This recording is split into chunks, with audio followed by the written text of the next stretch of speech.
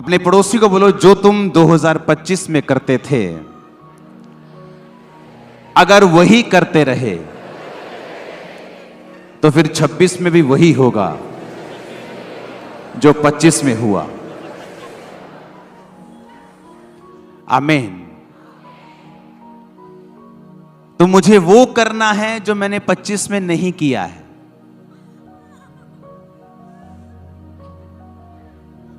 बोलो अपने पड़ोसी को, मुझे वो करना है जो मैंने 25 में नहीं किया है। आमीन। इमेजिन करो अगर 2025 में मेरा बीज 50 लाख रुपया था और 26 में भी वो 50 है, मेरी बरकत भी 25 वाली होगी, 26 वाली नहीं। आज जब सुबह मैं आपके पास आया हूं तो मैं अपने बेड पे बैठा बैठा सोच रहा था कि अपने टाइथ, अपनी ऑफरिंग्स के विषय में इस साल मुझे और स्ट्रिक्ट होना है, जबरदस्त रीति से। आमीन, आमीन।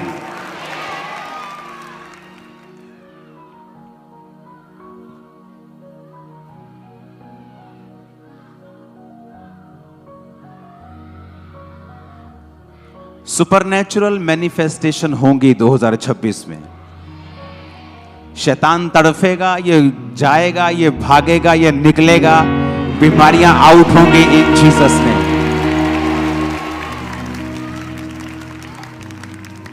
आपको बस कैच करना है अब कि क्या चीज है जो मेरी लाइफ में कमजोरी है।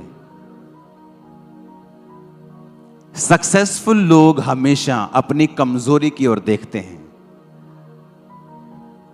और जो एवरेज लोग होते हैं, कम कामयाब या बिल्कुल कम कामयाब, वो हमेशा ये देखते हैं अपनी स्ट्रांग चीजों को।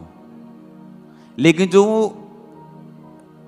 हाई लेवल पे जाना चाहते हैं वो अपनी कमजोरियों की ओर ध्यान देते हैं। उनके जीवन में 99 खूबियां होंगी, वो ध्यान नहीं देंगे। उनको वो खटकता है जो अभी तक नहीं है, कि नहीं यार इस साल मुझे कैप्चर करना है इसको, इस साल मुझे कैप्चर करना है, ये चीज मुझे खत्म करनी है।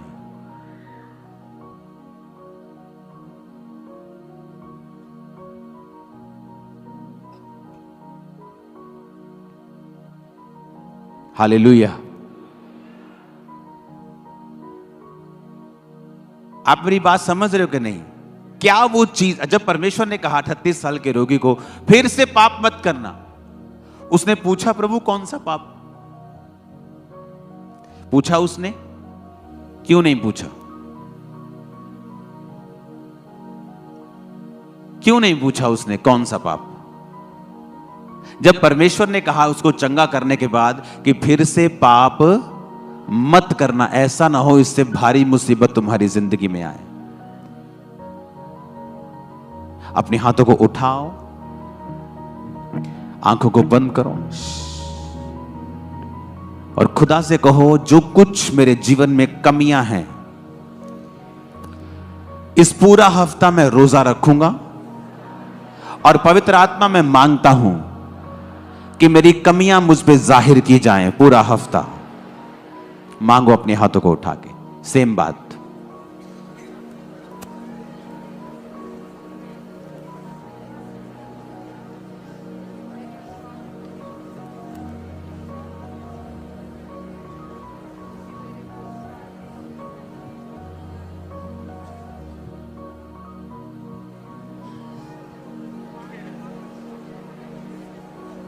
मांगो मांगो मांगो कि पूरा हफ्ता मैं रोजे रखूंगा और पवित्र आत्मा में मांगता हूं कि सारी कमियां मुझ पे जाहिर हों और मैं उन्हें निकालूं। मुझे ग्रेस दे प्रभु यीशु के नाम में।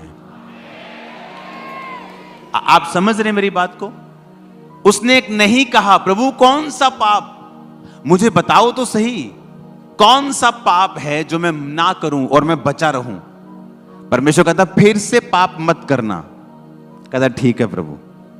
उसे मालूम था उसको मालूम था कौन सा पाप किया है। इसका मतलब आपकी स्पिरिट को मालूम होता है कि मैं कहां गलती कर रहा हूं। उन चीजों को पकड़ना है। अगर आपको नहीं मालूम है तो ज्यादा से ज्यादा बाइबल को पढ़ें, ज्यादा से ज्यादा टीवी हटा दें, वचन लगा लें, मीटिंग्स को सुने, पुरानी मीटिंग्स को निकालें, नई मीटिंग्स को निकालें, उन्हें सुने, वचन के हिस्से को सुने। आपकी कमियां आप पर जाहिर होंगी, उन्हें निकालते जाएं, उन्हें निकालते जाएं, देखना क्या होता है फिर। हालेलुया। और ये पॉसिबल है। मैंने एक्सपीरियंस किया है लाइफ में कि आपकी सिचुएशन जो बड़ी खतरनाक दिखती है, उसके सिम्टम बड़े खतरनाक हैं, वो हट नहीं रही, मेडिसिन से खत्म नहीं हो रही, सडनली एक दिन परमेश्वर उसको उलट देगा। सडनली, एकदम से आपकी सारी बीमारियां उलट दी जाएं और हील हो। आज सारी बीमारियां यीशु के नाम में उलट दी जाएं और हील हो जाएं। यीशु के नाम में अपनी बॉडी, सारे रोग, सारे सिम्टम्स आज उलट दिए जाएं और वापिस जाएं in the mighty name of Jesus. आमीन। ऊंचाई आशीष हमारी है चर्च। Hallelujah, hallelujah. पहला कुरिन्थिया, उस वचन को हम अपनी स्क्रीन के ऊपर पढ़ेंगे। 15 अध्याय उसकी 36 आयत। हे निर्बुद्धि, जो कुछ तू बोता है, जब तक कि वो ना मरे जिलाया नहीं जाता। सब बोलो आमीन। कहता जब तक वो ना मरे। अब आप लोग अपनी इच्छाओं के लिए मर चुके हैं कि नहीं मर चुके हैं? एक व्यक्ति अगर बदला लेना चाहता है, वो मरा हुआ नहीं है। बहुत से लोग बोलते तो हैं मैं पास्टर हूं, मैं ये हूं, मैं बिशप हूं, पर वो अगर आप बदला ले रहे हैं तो एक्चुअल में आप जीवित हैं, मरे नहीं हैं। और कहता जब तक तू मरेगा नहीं, तू जिलाया नहीं जाएगा।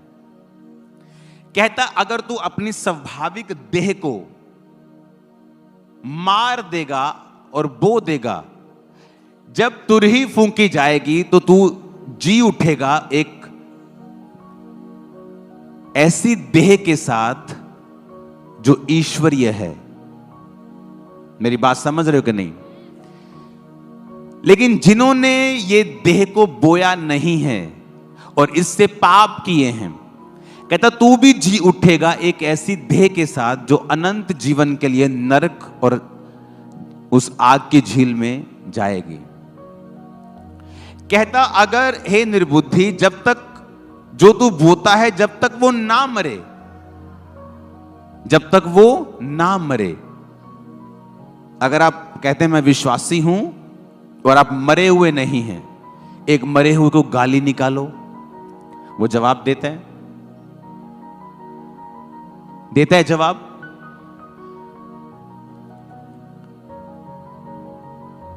क्योंकि वो मर चुका है। उसने कहा अपने आप को पाप के लिए मरा हुआ समझो। इसीलिए मरा हुआ व्यक्ति अपना बदला नहीं लेता। मेरा बदला जब परमेश्वर लेता है तो वर्ल्ड देखता है, आपने देखा है, वो दुनिया देखती है कि ये बदला नहीं लेता, लेकिन जब खुदा इसका बदला लेता है तो पूरी दुनिया में मैसेज घूमता है।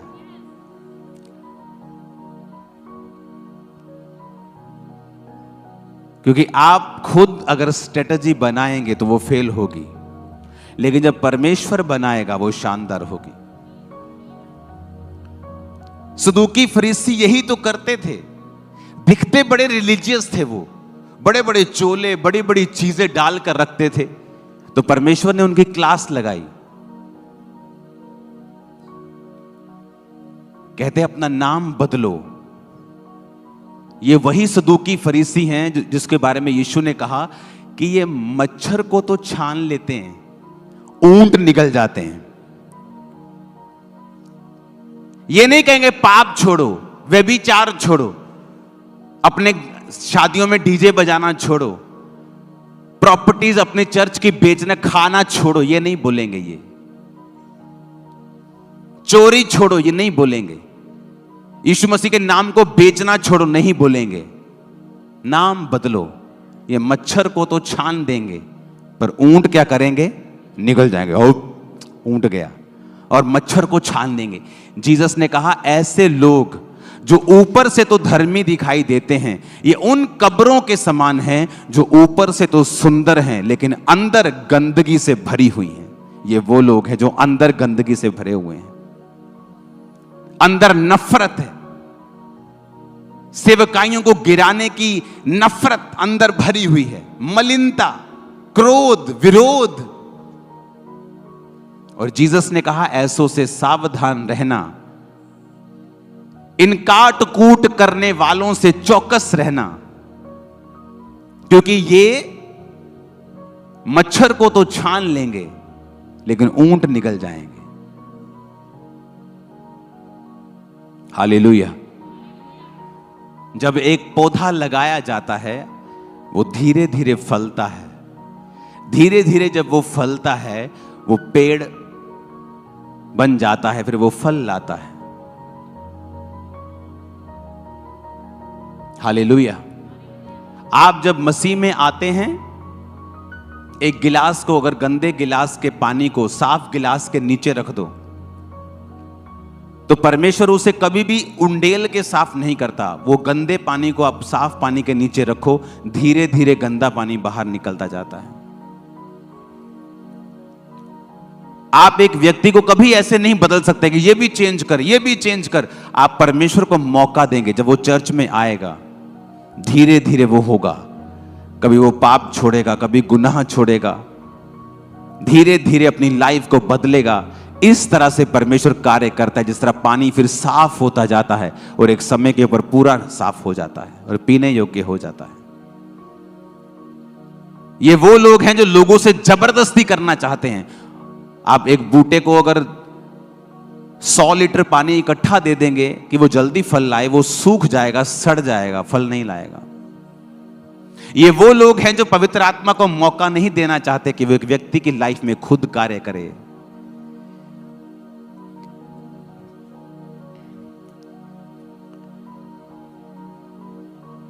फॉरेन में क्लब होते हैं, स्ट्रिप क्लब। वहां लड़कियां अपने आप को स्ट्रिप करके नंगा नाचती हैं।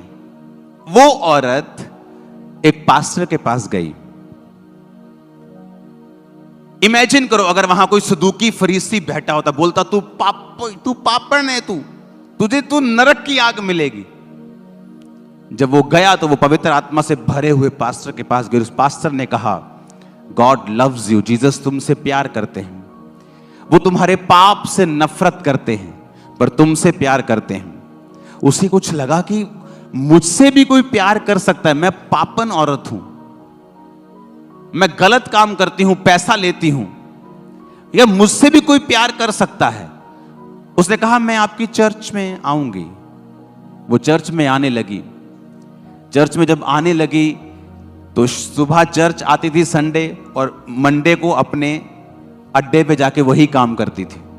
संडे चर्च, मंडे वही काम, संडे चर्च, मंडे वही काम। और ये काफी दिन चलता रहा, महीने चलता रहा।